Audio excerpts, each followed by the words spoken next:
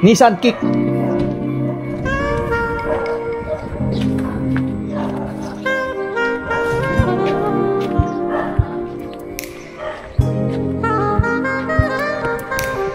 Fully electric.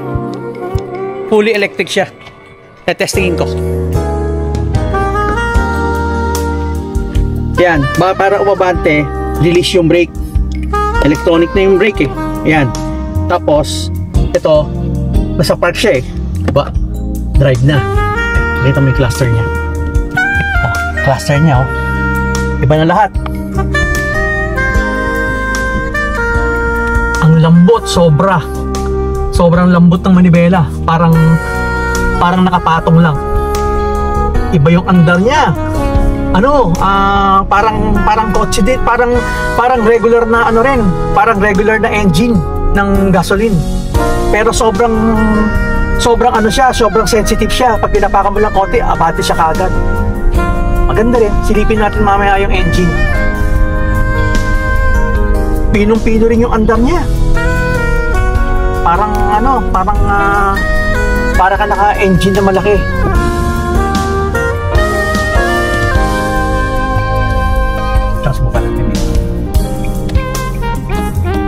Everything parang ano ka rin eh, parang para ka rin naka engine na makin, yung engine yung ginagamit mo na pang-andar niya, hindi baterya.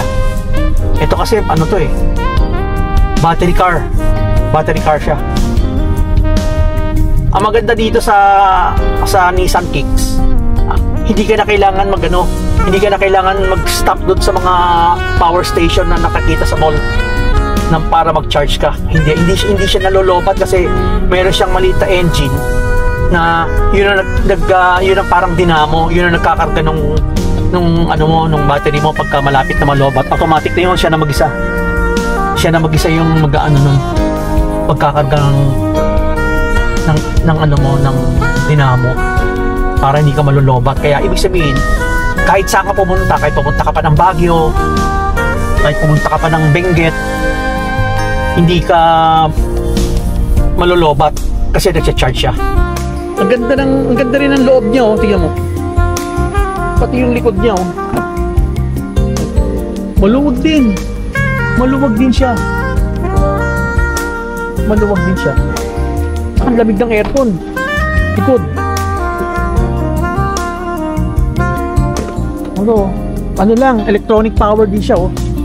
Ang luwag din ang likod niya oh. Ang luwag din.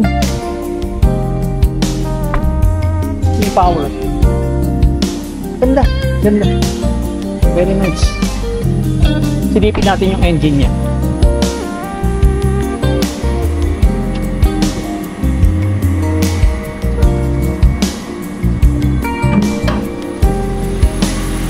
Ito may engine oh.